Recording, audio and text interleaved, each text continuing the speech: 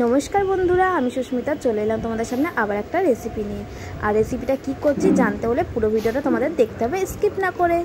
आई देखो प्रथमे एखाने आमी नियेछिलाम आगेर दिनके आमी मटर डाल भिजिए निয়েছিলাম।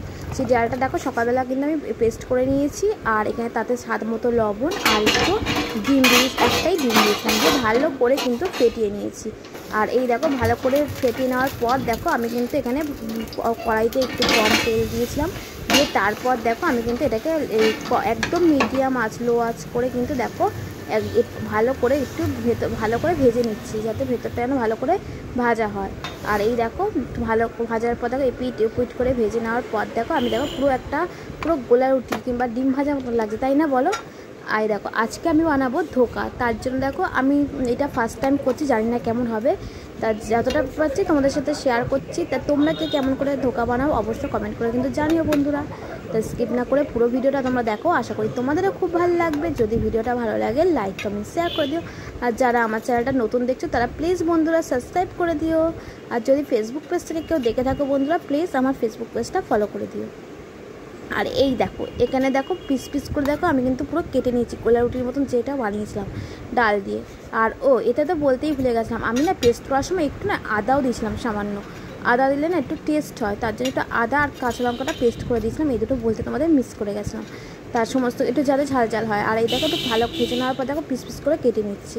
আর এইখানে আমি আলুটাও কেটে রেখেছিলাম আগে থেকে, তা এখানে কড়াইটা বসিয়ে দিচ্ছি। দেখো ওই কড়াইতেই কিন্তু একটু তেল দিয়ে দেবো, সামান্য একটু বেশি দেবো না, একদম আমি কিন্তু কম তেলেই রান্না করি।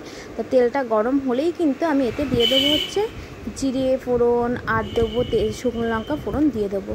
তো তোমরা কে কেমন করে করো অবশ্যই কিন্তু জানিও বন্ধুরা। আমার মা কিন্তু ধোকাটা খুব সুন্দর রান্না করে, যার জন্য আমার কিন্তু ধোকা খেতে খুব ভালো লাগে।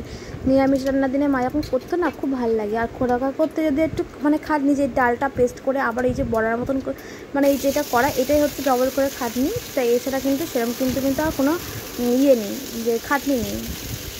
তাই দেখো এখানে আলুগুলো যে কেটে রেখেছিলাম সেইগুলোকে কিন্তু আমি দেখো একেবারেই করবো বলে এখানে জিরে ফোড়ন দিলাম। জিরে ফোড়ন দেওয়ার পর তেজপাতা শুকনো লঙ্কা ফোড়ন দিয়ে তারপর দেখো আলুগুলোকে আমি লাল লাল করে ভেজে নিচ্ছি। এই দেখো খুব সুন্দর লাগে কিন্তু নিরামিষ খাওয়ার দিন কিন্তু এরকম করলে। তো এতে ঘি দিলেও ভালো লাগে, কিন্তু ঘি গরম মশলা দিলে আমার মা কিন্তু সত্যিই খুব ভালো লাগে, আমার ওই জন্য আরও বেশি ভালো লাগে। এটা না এখন পেস্টটাও পাওয়া যায়, আমি কোনোদিন ধোকা রান্না করি, এই ফার্স্ট টাইম করছি। তা আমি যে কোনো কিছু যখনই নতুনত্ব করি তোমাদের সাথে কিন্তু সব কিছু শেয়ার করি, তাই আজকে এই ভিডিওটাও তোমাদের সাথে শেয়ার করছি। তা কেমন বানাচ্ছি তোমরা কিন্তু অবশ্যই কিন্তু কমেন্ট করে জানিও বন্ধুরা। যদি কোনো কিছু এখানে মিস্টেক হয়ে থাকে তোমরা কিন্তু অবশ্যই কমেন্ট করে বলো বন্ধুরা, না বললে কিন্তু আমি জানতে পারবো না। মানুষের দেখেই তো মানুষ শেখে তাই না, আর তোমরা যদি ভুলটা ধরিয়ে দিতে পারো তাহলে তো আমার আরও সুবিধা হয় তাই না। আর এই দেখো এখানে দেখো আমি স্বাদ মতো আবার একটু লবণ দিয়েছিলাম, যেহেতু আলুটা ভাজছিলাম লবণ দিয়ে তারপর একটু হলুদ গুঁড়ো আর এই যে লাল লাল করে ভেজে নেওয়ার পর মশলা যে পেস্ট করেছিলাম একটা আদা জিরে সেইটা দেখো আমি দিয়ে নিয়েছিলাম। দেওয়ার পর দেখো আলুর মধ্যে একটুখানি হলুদ গুঁড়ো লঙ্কার গুঁড়ো আর একটু কাশ্মীরি লঙ্কার গুঁড়ো দিয়েছিলাম সামান্য একটু কালারটার জন্য, দিয়ে ভালো করে আমি কষিয়ে নিয়েছিলাম মশলাটা। দেওয়ার পর দেখো এখানে যখন আলুগুলো একদম মিডিয়াম আছে আলুগুলো যখন সিদ্ধ হয়ে গেছিলো তখন দেখো আমি এখানে ফুটছিলো তখন আমি এখানে ধোকার যে পিসগুলো কেটেছিলাম সেইগুলোকেও আমি এবার দিচ্ছি। এইগুলো ফুটে গেলেই আমি কিন্তু ফাইনালি ধোকা রান্না রেডি।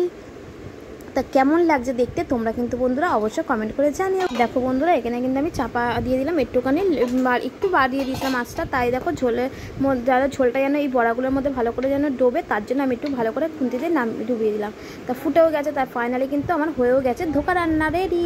তার লাস্টে আমি একটু গরম মশলা দিয়ে নামিয়ে নিচ্ছি। তা ভিডিওটা কেমন লাগলো তোমরা অবশ্যই কমেন্ট করে জানিও বন্ধুরা। বাই বাই, দেখা হবে নেক্সট কোনো ভিডিওতে। ভালো থাকবেন সুস্থ থাকবেন। আর এটাতে ঘি দিলেও খুব ভালো হয়, কিন্তু আমি আজকে ঘি দিইনি।